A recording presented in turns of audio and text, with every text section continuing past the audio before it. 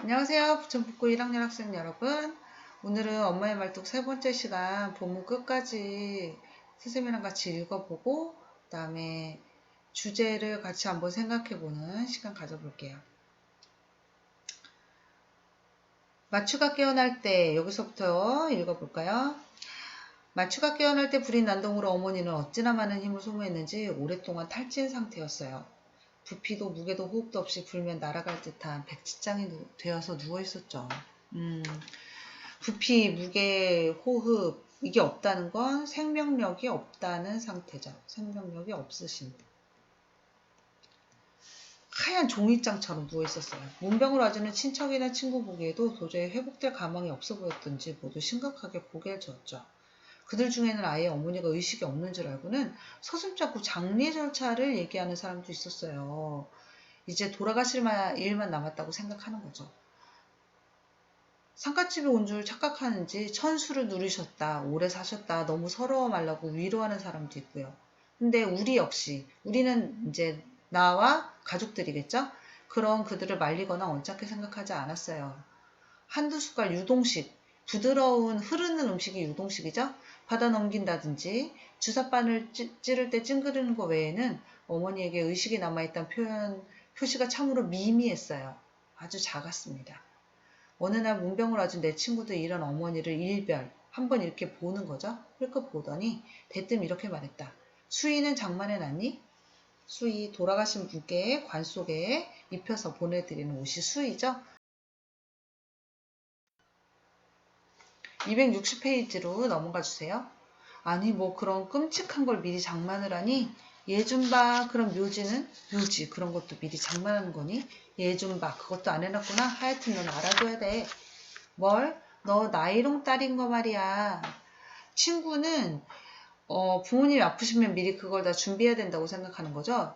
나이롱이 옛날에 그 합성섬유의 일종이에요. 여기서는 가짜, 그러니까 좀 진짜가 아닌 가짜 딸, 뭐 아니면은 좀 건성건성 대충 하는 딸, 뭐 이런 식으로 이해를 하면 돼요. 나이롱 딸? 그래 나이롱 딸 이런 엉터리. 아들도 없는데 딸까지 이런 순 엉터리니. 나는 내가 나이롱에다가 순 엉터리인 건 상관없지만 어머니를 위해서는 안 된 것 같아서 변명할 마음이 생겼어요. 우리 고향에 선영이 있지 않니? 고향은 지금 북한 땅에 대해서 못 가거든요. 근데 거기에 선영, 조상의 무덤이 있어요. 너희 고향이 어딘데? 몰라서 묻니? 개성 쪽에 개풍군이야. 거기 있는 선영이 무슨 소용이 있어? 그래도라니 변명치곤 구차스럽다. 이북에 북한이잖아요. 이북에 두고 온 논밭을 저당 잡고 돈도 꺼달래라? 입이 험한 친구는 사정없이 몰아세우네요. 그게 아니라 일종의 묵계 같은 거지. 묵계는 말을 하지 않아도 알고 있는 계약 같은 거 이렇게 볼 수 있어요. 서로 이렇게 마음이 맞아서 그냥 그러려니 하는 거예요. 묵계. 어머니는 비록 살아생전에 못 가셨더라도 돌아가신 후에만은 어머니가 선영 곁에 누우시길 바라실 거 아니니? 말씀은 안 하셔도 속으로 간절히 바라는 걸 뻔히 알면서 어떻게 딴 데다 묘지를 사놓니? 그야 막상 돌아가시면 문제가 달라지겠지. 그때 가서 묘지를 사도 늦을 건 없잖아. 그때 가서 묘지를 사도 된다. 그러니까 어머니의 소원은 고향으로 가는 건데, 고향에 묻히는 건데, 우리가 가장 살아생전은 못 가도 죽어서라도 가고 싶으실 텐데, 그거 못하는 거 뻔히 알잖냐, 분단 상황에서. 그러면 돌아가신 다음에 그냥 처리하면 되지. 미리 어떻게 딴 데 묘지를 사느냐, 이런 말이에요. 묘지란 어차피 사후의 집이니까 그때 가서 따르게 해도 되지 않을까? 라고 얘기하는 거죠. 그때 어머니가 눈을 떴다. 백지장 같은 모습과는 딴판으로 또렷하고 생기 있는 눈이어서 친구가 앉은 자리에서 에구머니나! 비명을 지르며 내 옷소매에 매달렸다. 에구머니나! 비명을 왜 질러요? 어머니가 생기가 있으신 거예요. 방금까지 무덤은 어디 있을 거냐, 곧 돌아가실 것 같다 얘기했는데 눈이 또렷하시니까 지금 깜짝 놀라가지고 어머니나 그랬어요. 호수개미 나 좀 보자. 호수개미가 딸을 부르는 호칭이에요. 얘가 나죠. 어머니가 정정한 목소리로 나를 곁으로 부릅니다. 옆 페이지로. 네 어머니. 나는 어머니께로 조심스럽게 다가갔다. 어머니 손이 내 손을 잡았다. 알맞은 온기와 악력. 온기는 따뜻한 거고 악력은 쥐는 힘이잖아요. 이거를 생기라고 볼 수 있겠죠. 어머니가 아직 그러니까 생기를 찾으셨구나. 놀라게도 하고 서럽게도 합니다. 나 죽거든 행여 묘지 쓰지 말거라. 나는 묘지를 쓰지 마라. 매장되는 것을 원치 않아요. 여러분 요즘은 장례 문화가 많이 달라져서 공감을 못하겠지만 예전에 우리 조상들은 화장하는 것도 극도로 싫어하고 꼭 고향에 묻히는 것을 가장 바라는 거였어요. 그래서 무덤 본분을 꼭 만들고 후손들이 찾아가서 매번 성묘도 하고 제사도 지내고 이래야 올바르게 영혼의 안식을 찾는다고 생각하고 또 조상이 후손들을 대대로 돌봐준다고도 생각했는데 이 어머니가 묘지를 쓰지 마라 라고 말하는 거는 굉장히 충격적인 말이에요. 어머니의 목소리는 평상시처럼 잔잔하고 만만치가 않았다. 자, 어머니는 평소에 목소리는 잔잔했지만 만만치 않으신 분이라는 걸 알 수 있죠. 평상시로 돌아오셨어요. 네? 다 들으셨군요. 그래, 마침 듣기 잘했다. 그렇지 않아도 언제고 꼭 일러드려 했는데 유언삼아 일러두는 게니 잘 들어뒀다. 어김없이 시행토록 해라. 나 죽거든 내가 지 오라비한테 해준 것처럼 해다오. 내가 너희 오래비한테 해준 거 어떻게 했을까요? 너희 오래비 뒤에 나옵니다. 누가 뭐래도 그렇게 해다오. 누가 뭐래도 상관하지 않고 그럴 수 있는 건 너밖에 없기에 부탁하는 거다. 오빠를 어떻게 했길래 그죠? 오빠처럼요? 그래 꼭 그대로. 그걸 설마 잊고 있진 않겠지? 있다니요. 어떻게 잊을 수가. 어머니 손의 악력은 정정했을 때처럼 아니 나를 끌고 농바위 고개를 넘을 때처럼 이게 이제 엄마의 말뚝 1 얘긴데요. 강한 자식에 대한 교육의 신념으로 고향을 떠나와서 서울로 과부가 애 둘을 어떻게든 키우겠다면서 얼마나 가문에서 말렸는지 몰라요. 그런데도 불구하고 아득바득 딸까지 그 옛날에 학교를 보내겠다는 신념으로 서울 찾아올 때 꽉 쥔 손 있죠? 그 악력을 느끼는 거죠. 그때처럼 강한 줏대와 고집을 느끼겠습니다. 오빠의 시신을 어떻게 했느냐? 오빠의 시신은 처음 무학재 고개 넘어 벌판 반머리에 가매장, 임시로 매장했었어요. 행여병사자 취급하듯이 행여병사자란 건 고향을 떠돌아서 다니다가 길에서 죽은 사람을 가리키죠. 형식과 절차 없이도 그냥 매장했지만 당시는 전쟁통이었고 무정부 상태의 텅 빈 도시에서 우리 모녀의 가냘픈 힘만으로 그것 이상은 가능한 일이 아니었죠. 서울이 수복되고 다시 이제 되찾은 거를 수복한다 그래요? 남한군이 다시 수복이 됐고 화장장이 다시 정상화되자마자 어머니는 오빠를 화장할 걸 의논했어요. 그때 우리와 합하게 된 올케는 오빠의 아내죠. 올케는 아비 없는 아들들에게 무덤이라도 남겨줘야 된다고 공동묘지로라도 이장할 걸 주장했어요. 자, 오빠는 장가를 갔고 자식들도 있어요. 그런데 그때 자식들한테 아버지의 묘지가 없는 것은 있을 수 있는 일이 아니다 라고 말했어요. 어머니는 오빠를 죽게 한 게 자기 죄인 것처럼 젊어서 과부가 된 며느리한테 기가 죽어서 지냈었는데 그치 얼마나 죄책감을 느꼈겠어요. 본인의 죄가 아님에도 불구하고 그랬겠죠. 근데 그때만은 조금도 양보할 기세가 아니었어요. 남편의 임종도 못 보고 과부가 된 것도 억울한데 그 무덤까지 말살하려는 시어머니의 모진 마음이 야속하고 정 떨어졌으련만 그 기세 속에는 거역할 수 없는 위험과 비통한 의지가 담겨 있어서 종당엔 결국 마지막엔 옳게도 순종을 하고 말았죠. 오빠의 살은 연기가 되고 뼈는 한 줌의 가루가 되었어요. 화장했죠? 불에 태웠어요. 어머니는 앞장서서 강화로 가는 시외버스 정류장으로 갔습니다. 우린 묵묵히 뒤따랐어요. 강화도에서 내린 어머니는 사람들에게 묻고 물어서 멀리 개풍군이 보이는 바닷가에 섰어요. 여기가 고향이잖아요. 옛날에 멀고 날 맑은 날 저기 백령도 강화도 이런 데 가면 북한 땅이 보인단 말이에요. 우리는 아무 생각이 없죠. 근데 거기 살다 온 사람은 얼마나 그것이 그리. 자, 지척 아주 가까운 곳처럼 보이되 갈 수 없는 그 땅을 향해 그 한 줌의 먼지가 오빠의 뼈가루죠? 훨훨 날립니다. 개풍군 땅은 우리 가족의 선영이 있는 땅이었지만 선영에 못 묻히는 한을 그런 방법으로 풀고 있다고는 생각되진 않았어요. 어머니의 모습에는 운명에 순종하고 하늘 지그시 품고 사기는 약하고 다 속옷한 여자티는 조금도 없었어요. 이 아들의 뼈가루를 날리고 있는 어머니의 모습은 방금 전쟁에 나가려는 용사처럼 씩씩하고 도전적이었습니다.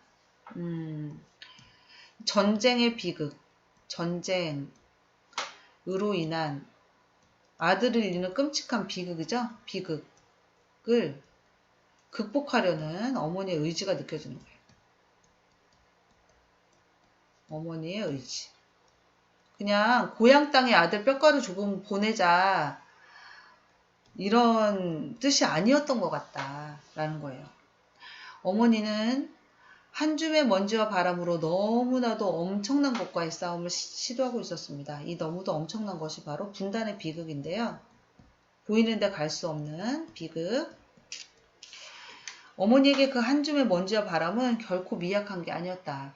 그야말로 어머니를 짓밟고 모든 것을 빼앗아간 어머니가 도저히 이해할 수 없는 분단이란 괴물을 홀로 거역할 수 있는 유일한 수단이었다. 어머니는 아들의 뼈가루를 북쪽으로 보냄으로써 그죠? 바람이 보내주겠죠. 살아있는 사람은 갈 수 없지만 분단을 극복하려는 모습을 보여준다는 거예요. 어머니는 나더러 그때 그 자리에서 또 그 짓을 하란다. 그 짓. 어머니의 뼈가루를 북쪽으로 날려보내는 그거죠. 이젠 자기가 몸소 그 먼지와 바람이 될 테니 나더러 그 짓을 하란다. 자, 계속 반복되는 것 같지만 분단을 온몸으로 극복, 분단에 온몸으로 저항하려는 의지가 느껴지는 거죠. 의지. 그 후에 30년이라는 세월을 흘렀지만 그 괴물을 분단이란 괴물이겠죠. 없도록 만드는 길은 정녕 그 집밖에 없단 말인가. 너한테 미안하구나. 그렇지만 부탁한다. 어머니도 그 집밖에 물려줄 수 없는 게 진정으로 미안한 양 표정이 애달프게 이지러졌다. 이지러진다는 건 이렇게 일그러지는 거예요. 얼굴에 이렇게. 나는 또 그 짓을 한번 할 수밖에 없을 것 같다. 자, 딸이 어머니의 유언을 따를 것 같죠? 그렇게 받아들이는 마음. 그리고 어머니는 아직도 투병 중이십니다. 이게 소설의 끝이에요. 가족을 핥히고 간 엄청난 비극을 수술의 계기로 다시 마주친 어머니와 또 그거를 극복하기 위해서 개인적으로 아들과 함께 자신도 죽어서라도 바람에 날려가고 싶다는 소망을 표시하는 어머니의 유언으로 작품이 마무리가 되죠. 이게 이제 엄마의 말뚝의 내용이고, 이게 연작 소설인데 3편까지 이어지면 이제 실제 어머니가 돌아가시고 그 어머니 유언을 실행하는 화자의 이야기, 주인공의 이야기가 담겨 있는 게 엄마의 말뚝 3이에요. 그래서 1, 2, 3편 원작이 쭉 내용이 이어지는 연작 소설로 이어지게 됩니다. 어떻게 작품의 내용이 잘 이해가 되는지, 또 시대와 개인의 어떤 상처가 와닿았는지 모르겠네요. 네, 작품 본문은 다 같이 읽어봤고요. 여기서 우리가 좀 기억해야 될 몇 가지 정리사항이 있어서 선생님이 언급을 해줄게요. 나는 어머니를 이해해가는 과정이 소설에 쭉 담겨 있어요. 초반부에 이제 작품에 나오는데 한국 전쟁의 기억을 잊고 자신과 가족의 삶에만 집중해온 평범한 가정주부였죠. 근데 발작을 일으킨 어머니를 보고 그때 기억이 떠올랐고, 표현은 안 했지만 상처가 한을 안고 살아온 어머니를 이해하게 되는 과정이라고 볼 수 있습니다. 그래서 이 소설의 시점은 나라는 주인공이, 물론 어머니도 주인공이라고 볼 수 있지만 어머니를 이해해가는 과정을 이야기하고 있는 1인칭 주인공 시점이다 라고 파악할 수 있겠어요. 그리고 어머니가 이제 환각 상태에서 싸우는 존재는 아들을 직접적으로 죽인 군관이지만, 어머니 인생 전체를 걸고 하는 싸움은 분단이라는 괴물과의 싸움이다라고 볼 수 있어요. 이념 대립으로 동족끼리 피를 흘렸던 전쟁, 그리고 죄 없는 사람들이 죽어갔고 특히 아들을 잃은 비극. 세월이 흘러도 이 아들을 잃은 한은 해소되지 않았고, 또 그 전쟁으로 인해 갈라진 나라도 계속 분단 상태이다. 어머니의 싸움은 계속되는 거죠. 죽어서도 계속. 그래서 이 어머니를 이해해가는 나의 모습을 알 수 있어요. 처음에 어머니가 다리가 골절됐을 때는 자식으로서의 도리와 의무로 했었는데, 어머니의 그 발작과 화장에 따른 유언을 통해서 오빠의 비극적 죽음도 떠올렸고, 어머니를 이해하면서 어머니의 비극이 시대적 아픔임을 절감하게 되는, 그래서 어머니와 딸이 어머니를 이해해가는 과정이 이 소설의 감정선이 쭉 따라갈 수 있습니다. 네, 이제 마지막 핵심 정리를 같이 해볼게요. 한번 같이 정리해보는 시간으로 볼게요. 갈래는 전쟁 후에 나온 소설이고, 길이상 꽤 길이감이 있는 중편 소설이에요. 그리고 엄마의 말뚝 1, 2, 3이 연결되는 연작 소설입니다. 시간, 공간적 배경을 한번 볼까요? 한국전쟁 당시와 분단이 고착화된 시기를 배경으로 서울에서 일어나고, 1인칭 주인공이 자신과 어머니의 이야기를 하는 이야기로 되어 있습니다. 주제가 뭘까요? 일단 와닿는 건 그 어머니의 비극적인 삶? 이런 것이 주는 아픔과 울림이 있죠.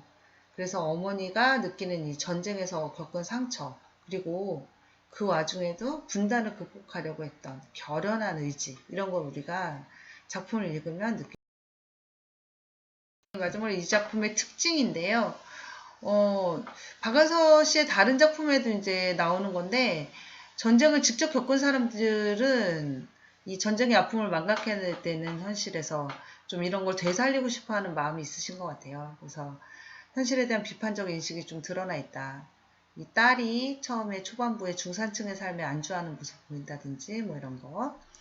그 다음에 2번, 현재 시점에서 한국 전쟁 당시를 회상하는 내용을 넣어서 시간 순서가 왔다 갔다 하잖아요. 그리고 나중에 이제 줄거리로 나와 있지만 실제 오빠가 죽던 날의 그 과정을 아주 생생하게 묘사하고 있거든요. 그래서 이런 식으로 시간의 흐름이 뒤바뀐, 왔다 갔다 하는 걸 역순행적 구성이라고 합니다. 그리고 이 소설은 각각의 이야기가 독립돼 있지만 또 연결돼 있는 연작 소설이라고 볼 수 있어요. 엄마의 말뚝 두 번째 작품 꽤 길었지만 의미 있는 작품이었다고 생각합니다. 모두들 같이 공부한다고 고생 많았어요. 다음에 또 만나요. 안녕.